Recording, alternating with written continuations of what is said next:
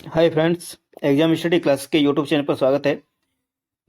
और जैसे कि अभी आज 18 फरवरी को, ठीक है, यूपी पुलिस का कांस्टेबल का जो एग्ज़ाम हुआ है आज, और उसमें जो शिफ्ट वन में जितने भी क्वेश्चन पूछे गए थे उन सभी प्रश्नों की मैं आंसर की लेकर के आया हूं। तो अपने क्वेश्चन को आप मिला सकते हैं कि आपने कितने क्वेश्चन यहाँ पर सही किए हैं। ठीक है, तो शिफ्ट वन का पेपर है, उसमें जो प्रश्न पूछे गए हैं उन सभी प्रश्नों का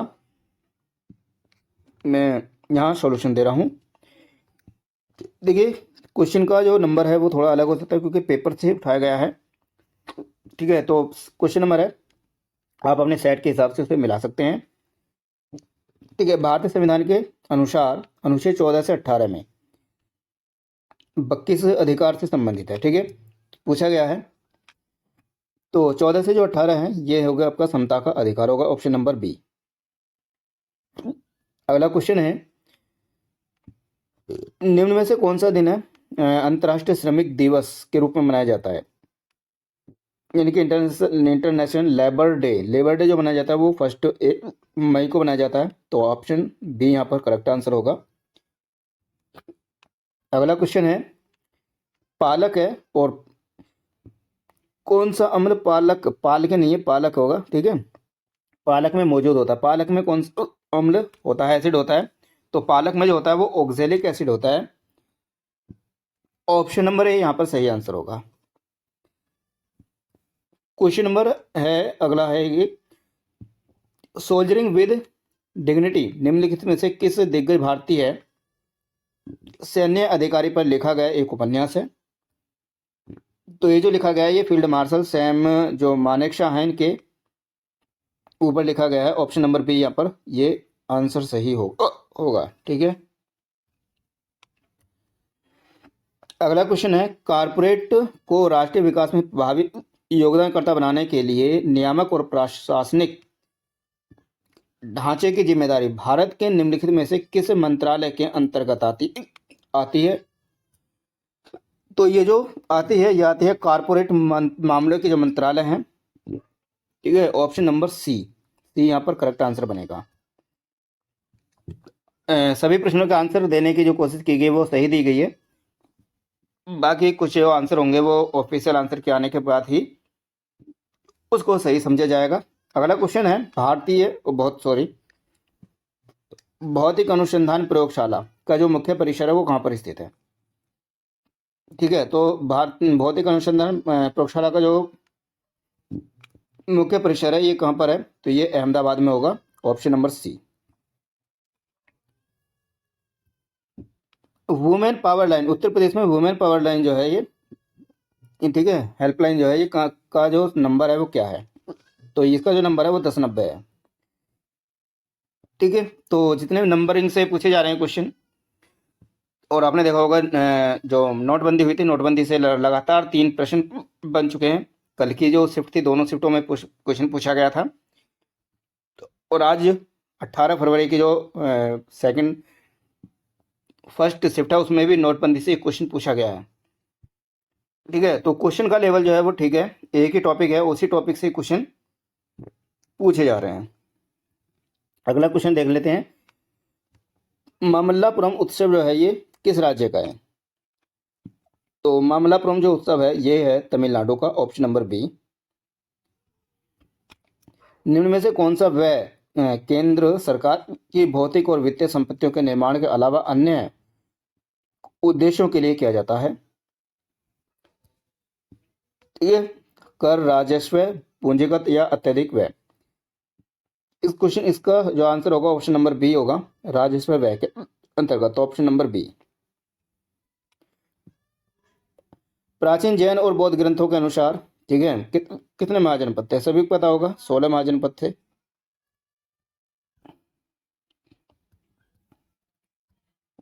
अगला क्वेश्चन है, निम्नलिखित में कौन उत्तर प्रदेश के जिले में सर्वोच्च रैंक वाले पुलिस अधिकारी हैं कमिश्नरी के अलावा? ठीक है, तो सभी पता होगा जो पुलिस अधीक्षक होते हैं, ठीक है, यानी कि एसपी, सुप्रीडेंट ऑफ पुलिस। तो ऑप्शन नंबर जो डी है यहाँ पर ये करेक्ट आंसर बनेगा। निम्न में से कौन सी जो फसल है वो खरीफ की फसल है। ठीक है, खरीफ की फसल कौन सी है, तो खरीफ की फसल आप सभी जानते ही हैं। खरीफ की फसल है इसमें गेहूं, ऑप्शन नंबर सी। नहीं देखिए, सॉरी सॉरी, खरीफ की फसल नहीं है पूछा गया। ठीक है, तो नहीं, गेहूं जो है ये खरीफ की फसल नहीं है। ये कौन सी है, ये रबी की फसल है। ठीक है, रबी। ठीक है, तो यहाँ पर जो ऑप्शन नंबर सी है ये सही आंसर होगा, क्योंकि खरीफ की फसल नहीं है ये पूछा गया है। पर मैंने अभी यहाँ पर नहीं को पढ़ने में गलती कर दी है, तो आप इस चीज़ का भी ध्यान रखें कि क्वेश्चन को पूरा पढ़ें। ठीक है, बाकी जो फसलें हैं ये खरीफ की फसलें हैं, बाकी जो गेहूं है वो रबी की फसल है यहाँ पर। अगला क्वेश्चन है,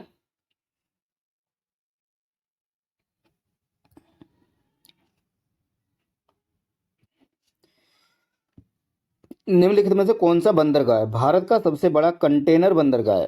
ठीक है, तो सबसे बड़ा जो कंटेनर बंदरगाह है वो है जवाहरलाल नेहरू बंदरगाह, ऑप्शन नंबर डी यहाँ करेक्ट आंसर होगा। अगला क्वेश्चन है, किस घटना के कारण मोहनदास करमचंद गांधी ने 1922 में असहयोग आंदोलन को स्थगित कर दिया था। ठीक है, तो स्थगित कर दिया गया था ये चोरी चोरा घटना के कारण।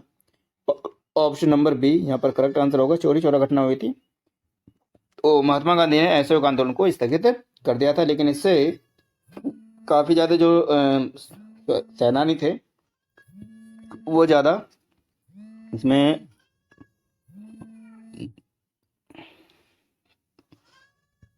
उन्हें इसका विरोध भी किया था। अगला क्वेश्चन है, प्रसिद्ध यूनेस्को स्थल बोर्दो पोर्ट ऑफ मून निम्नलिखित में से किस देश में स्थित है।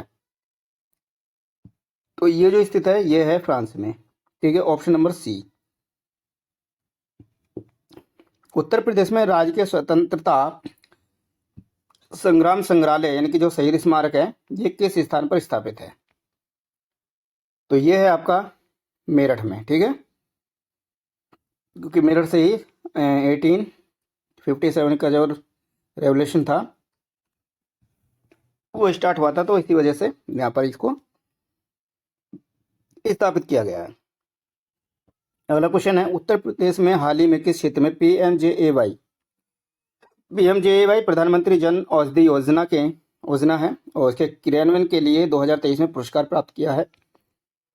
तो जन औषधि योजना किससे संबंधित है, स्वास्थ्य सेवा से संबंधित है, option number B correct answer बनेगा। जनगणना 2011 के अनुसार उत्तर प्रदेश राज्य का जो समग्र लिंगानुपात है वो क्या है। ठीक है, तो सभी जानते हैं लिंगानुपात 912 है उत्तर प्रदेश का, ऑप्शन नंबर सी। अगला क्वेश्चन है, अंतर्राष्ट्रीय श्रम संगठन के ILO ने बाल श्रम के वैश्विक विस्तार और इसे खत्म करने के लिए आवश्यक कार्रवाई और प्रयासों पर ध्यान केंद्रित करने के लिए 2002 में बाल श्रम के खिलाफ विश्व दिवस की शुरुआत की। तो प्रत्येक वर्ष विश्व बाल श्रम निषेध दिवस जो है ये किस दिन मनाया जाता है, इसको पूछने का ये औचित्य है। और इस प्रश्न का जो सही आंसर होगा वो होगा 12 जून को। ठीक है, 12 जून को हम क्या सेलिब्रेट करते हैं, विश्व बाल श्रम निषेध दिवस को। अगला क्वेश्चन है, निम्नलिखित में से किस विशेष बल को विमान और हवाई अड्डों पर अपहरण और इसी तरह की सुरक्षा स्थितियों का जवाब देने के लिए विशिष्ट दक्ष बल के रूप में नियुक्त किया गया है।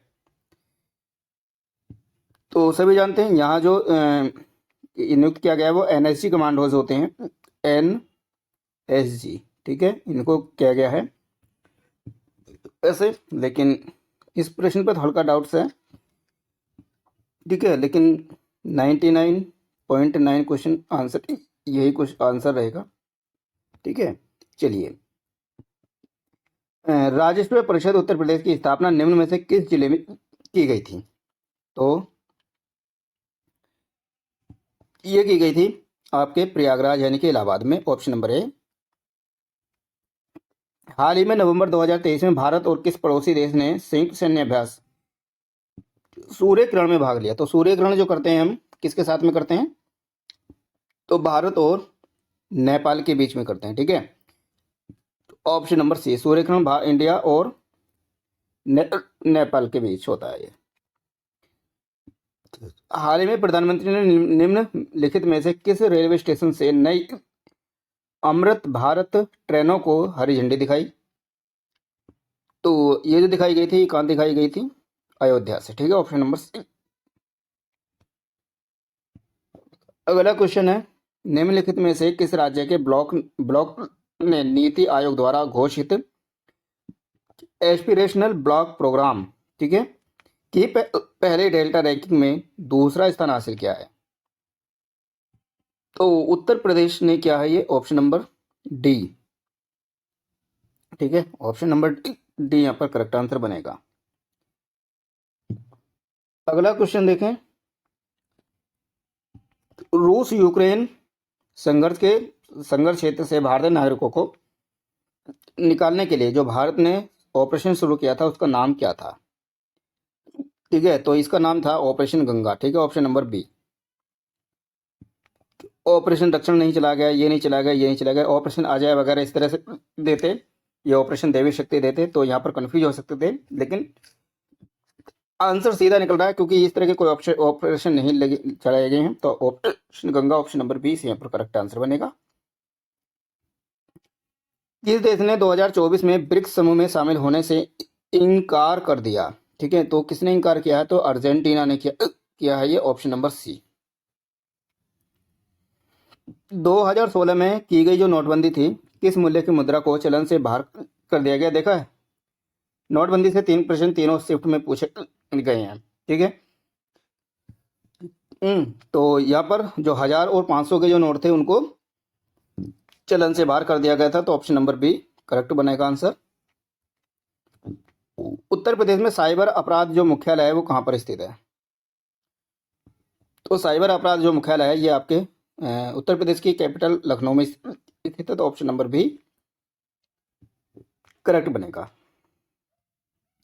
जीएसटी का तात्पर्य पूछा रहे, जीएसटी का फुल फॉर्म पूछिए, मतलब तो ये क्या है, GST goods and service tax, ठीक है। तो ऑप्शन नंबर सी यहाँ करेक्ट आंसर बनेगा, वस्तु एवं सेवा कर। प्रधानमंत्री ने संत मीराबाई जन्मोत्सव में भाग लिया जो डैश में संत मीराबाई की 525वीं जयंती की मनाने का कार्यक्रम था, ये कहाँ पर हुआ था, ठीक है। तो ये हुआ था आपका कहाँ पर, तो ये हुआ था आपका मथुरा में, ठीक है। ऑप्शन नंबर ए यहाँ पर कर देखिए, थोड़ा ऊपर नीचे हो गया, ठीक है। तो आंसर जो होगा ऑप्शन नंबर ए होगा यहाँ पर, और ए से मथुरा में, ठीक है। निम्नलिखित में से कौन फिलीपींस की राजधानी, फिलीपींस की राजधानी पूछा है, फिलीपींस की राजधानी क्या है, कुआलालंपुर है, सॉरी मनीला, ठीक है। फिलीपींस की राजधानी मनीला, ऑप्शन नंबर सी। राष्ट्रीय एकता दिवस किस तारीख को मनाया जाता है, राष्ट्रीय एकता दिवस सरदार पटेल की जयंती पर 31 अक्टूबर को।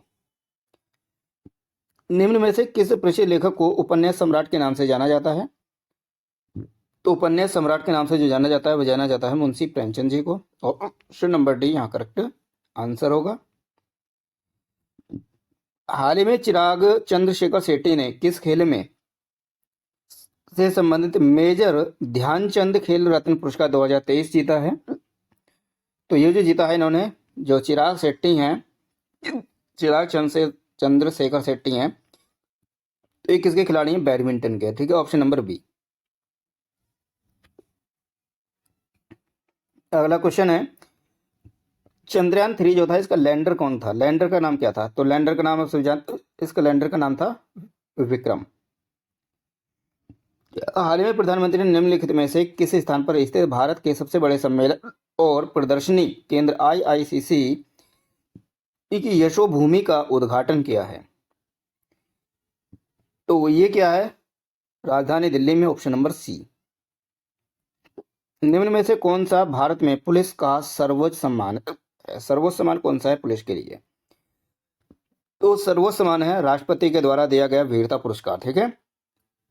राष्ट्रपति पुलिस वीरता पुरस्कार जो है ये सबसे सर्वसम्मान है पुलिस के लिए।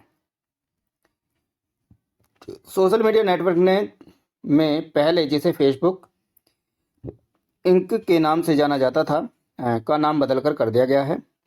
तो सभी जानते हैं वो मेटा कर दिया गया है। जब आप ऑप्शन फेसबुक खोलते हैं या इंस्टा खोलते हैं तो वहाँ पर क्या आता है, मेटा लिखा होता है। तो ऑप्शन नंबर ए।